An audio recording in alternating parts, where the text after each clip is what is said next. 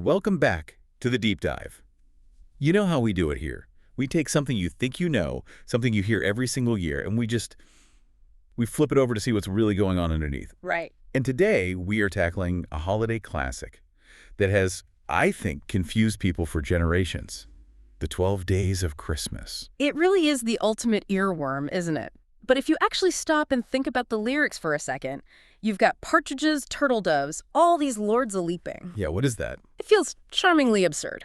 And it's usually just passed off as a fun little song, an escalating list of gifts for the Christmas season. And if you're a regular listener, we don't really buy that anything is just nonsense.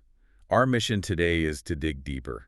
We're looking at a really fascinating and, let's be honest, a highly debated idea. We're exploring the layers of allegory and really the sheer amount of sacred numerology that might be hidden inside this carol, looking at it specifically through the lens of Freemasonry. Okay, so we're moving the conversation way beyond just literal gifts.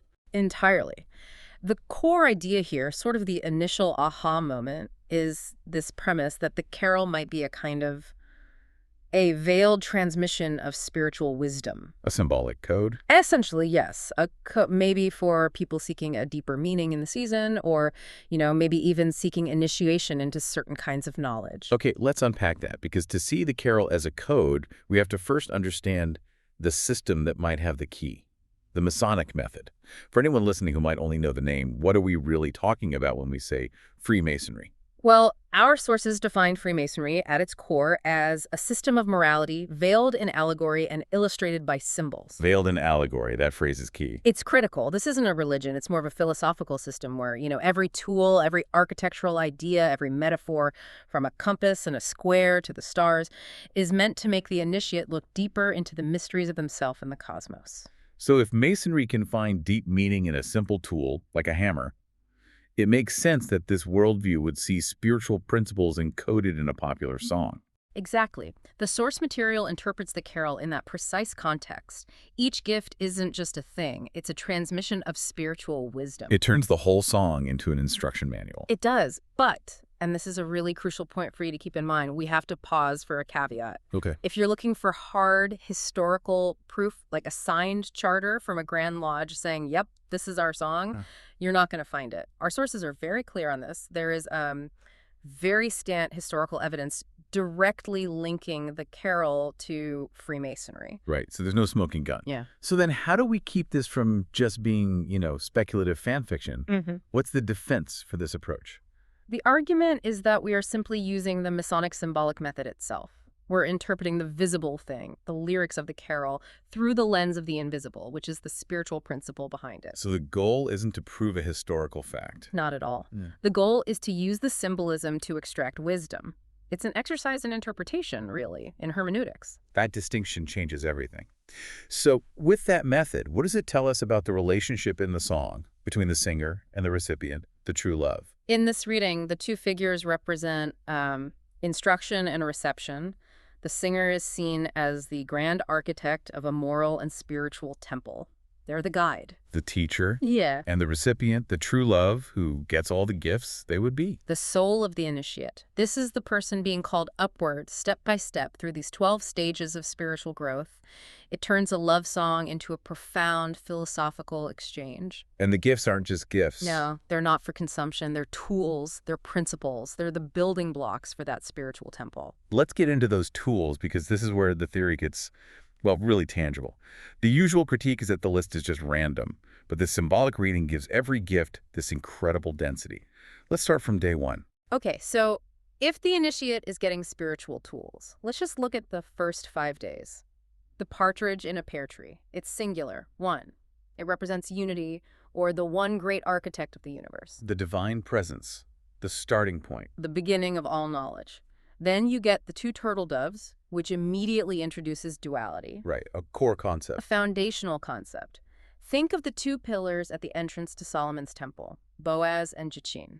They represent balance, strength, and establishment, which the initiate has to internalize. And then three, the three French hens.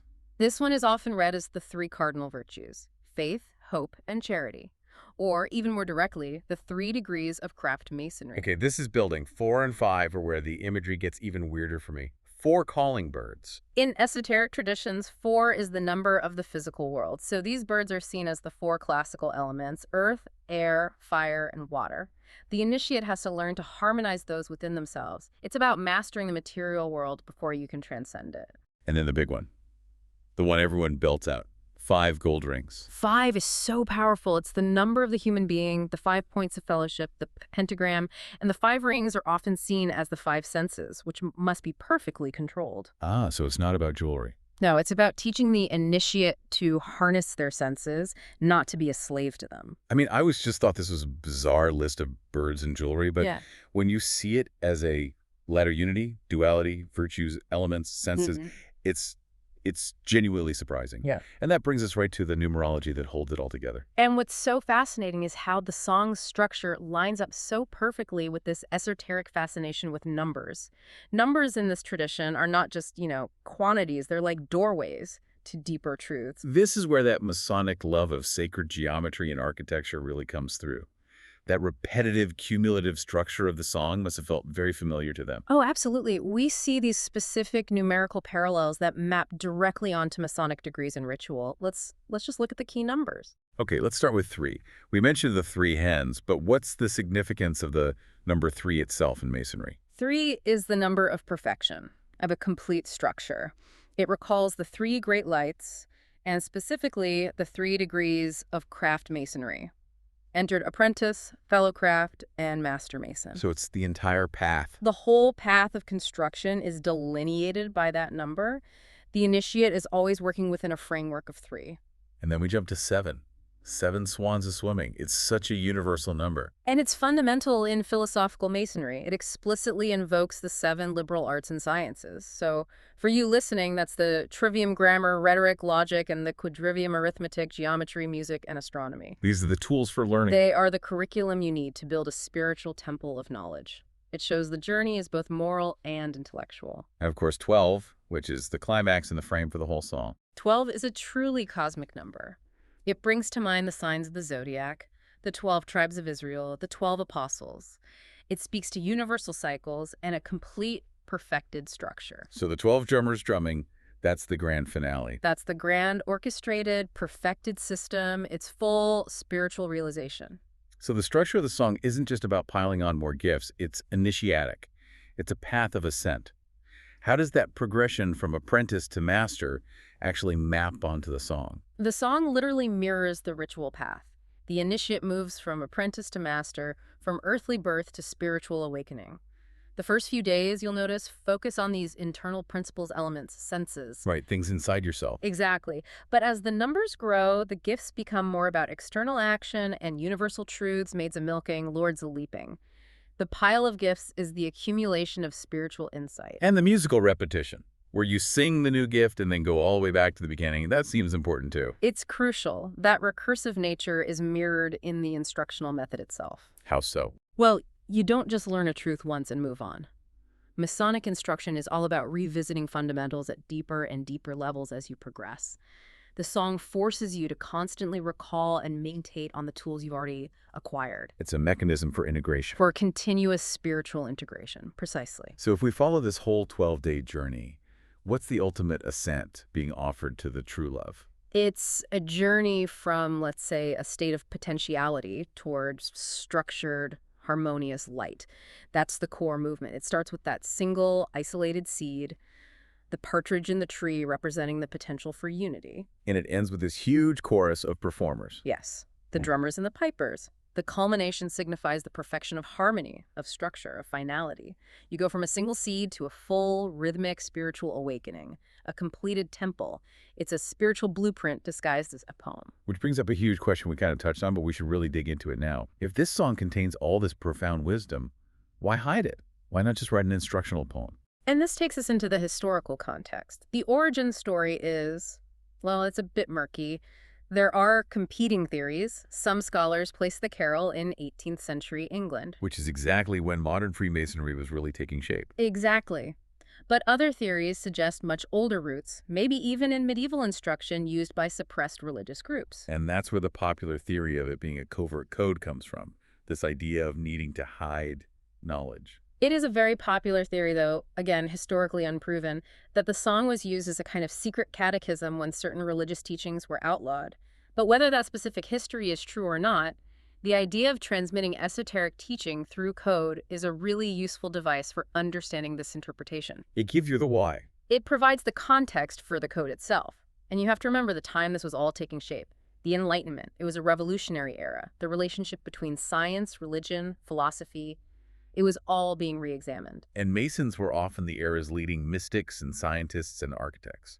And they understood that certain truths were, well, too sacred or maybe too powerful to be expressed in plain dogma. If you just put sacred knowledge out in the open, it risks being misunderstood or misused or even suppressed. So the veil is a protection system. It's like an alchemist hiding his chemical formulas in bizarre, cryptic imagery. Exactly, or a mystic hiding wisdom in a parable.